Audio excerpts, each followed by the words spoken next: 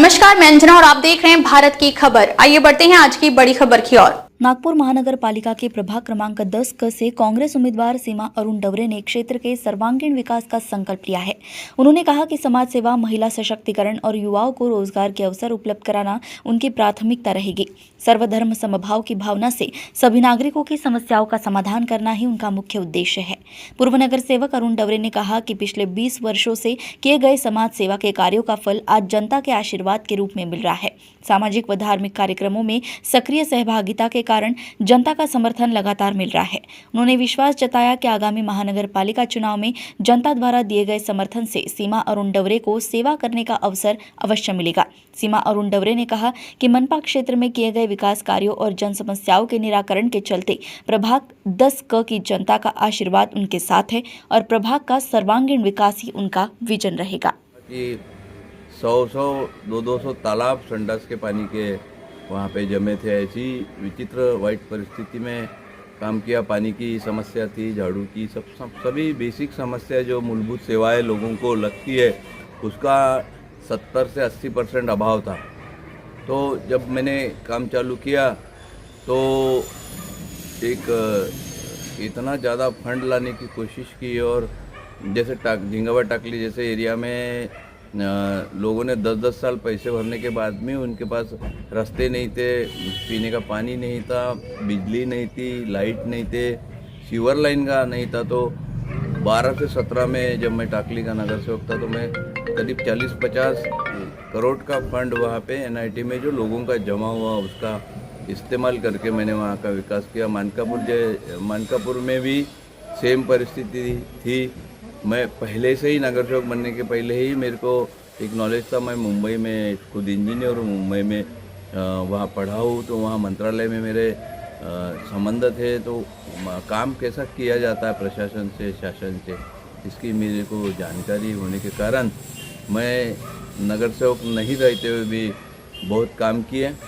और अभी मैं 3.5-4 साल से इस क्षेत्र को, पूरे महानगर पालिका को नगर सेवक नहीं था।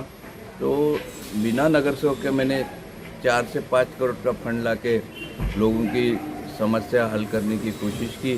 राजनगर जैसी बस्ती जहाँ इतने करोड़ों रुपए का एक घर की कीमत, एक फ्लैट की कीमत करोड़ों रुपए की है, वहाँ पे सीवर लाइन का और बारिश के पानी का इतनी भयानक समस्या है। उसके लिए हमने आज से 25 लाख रुपए या सैंक्शन किए। मैंने नेशनल हाईवे पे जैसे पुलिया रहते जहाँ फ्लड आता था, जो पुलिया जो है नेशनल हाईवे जैसे मजबूत पुलिया बना के दिए। बड़े बड़े कामों में मैं बताना चाहूँगा कि पीली नदी में पहला मैं हुई प्रभाग 10 में और 11 में जिसने पीली नदी को सीमेंट कंक्रीट की दीवार लगाने का काम किया। ऐसे बहुत सारे समस्या हल मैंने की। जब मैं 2007 में मानकापुर का नगर सेवक बना तो 2008 में मैंने मानकापुर की पानी की समस्या पूरी हल कर दी। और मैं छोटी मोटी समस्या भी हमेशा हल करने की कोशिश करता हूँ।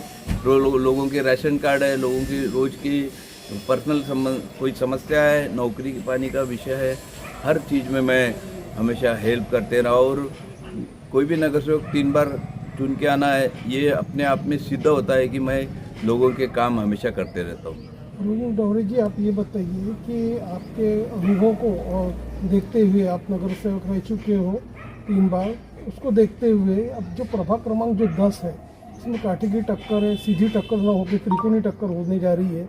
तो आप ये बताइए कि आपने अपनी पत्नी को उतारा है मैदान में, तो किस तरह का आप रोमांचक मुकाबला देखते हो, उस बारे में बताइए। पहले तो मैं बताना चाहता हूँ कि मेरी पत्नी कोई भी नगर सेवक या नगर सेविका काम करती है तो घर के लोग उसको सहकार्य से ही होता है। घर अच्छा रहेगा, सहकार्य एक में का रहेगा, तभी लोगों के काम कर सकते हो। तो मेरी पत्नी मेरे 25 साल के कार्यकाल में मुझे रात दिन उसको मेरे को मदद करती है।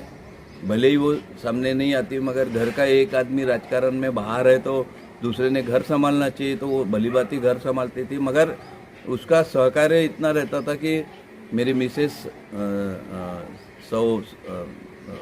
सीमा अरुण डवरे, इनका सहकार्य इतना रहता था कि मैं बाहर का ही हमेशा 24/7 लोगों के काम करता हो, तो उसके सहकार्य के कारण करता हो, तो उसको करीब करीब नॉलेज है ही कैसे काम करने का। तो आपको मैं चाहूँगा कि आपको 2 नगर सेवक मिलने वाले हैं एक की जगह, ये लोगों के लिए शायद बेनिफिट रहेगा आने वाले। हमारे मीडिया सर्वे से ये पता चल रहा है कि आपकी जो वाइफ जो सीमा अरुण डवरे जो है कांग्रेस की प्रत्याशी है, उसको लोगों का काफ़ी अच्छा प्रतिसाद मिल रहा है, जनसंपर्क और जन आशीर्वाद उनके साथ है, उनके साथ है। तो आप कैसा अनुभव करते हैं? मैं बहुत ही अच्छा अनुभव कर रहा हूँ, क्योंकि क्या है कि कहीं ना कहीं वो मेरे साथ कार्यक्रम को आना, कहीं ना कहीं कांटेक्ट में पब्लिक की रहती है, खुद उसके यहाँ लोग डायरेक्ट आते हैं। मैं कभी बाहर गाँव चले गया तो वो भी समस्या सॉल्व करती है।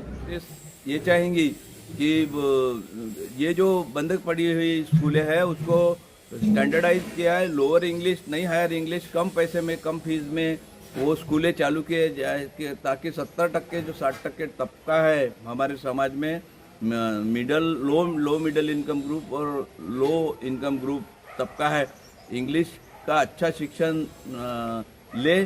और मैं ये भी मैसेज देना चाहूँगा, उसके लिए ये लड़ूंगा कि आप बोलते हैं कि इतना खर्चा कौन उठाएगा, तो मैं ये बोलूँगा कि 1 लाख रुपए पेमेंट में दो, 25 लाख रुपए फिक्स पेमेंट पे अब टीचर रखो, आपको लाखों टीचर मिलेगी। अब फिक्स पेमेंट रखो, खुशी से काम करने के लिए 25,000 में नागपुर शहर में खुशी से काम करने के लिए आपको लाखों टीचर मिलेंगी। वो चिंता छोड़ दो, आप फीस लो, मिनिमम फीस लो, जो लोगों को परवड़ती उतनी फीस लो, मगर शिक्षा एनएमसी में फिर से पूरी स्कूलें चालू होएगी, ऐसा मेरा मिसेस का भी मानस है।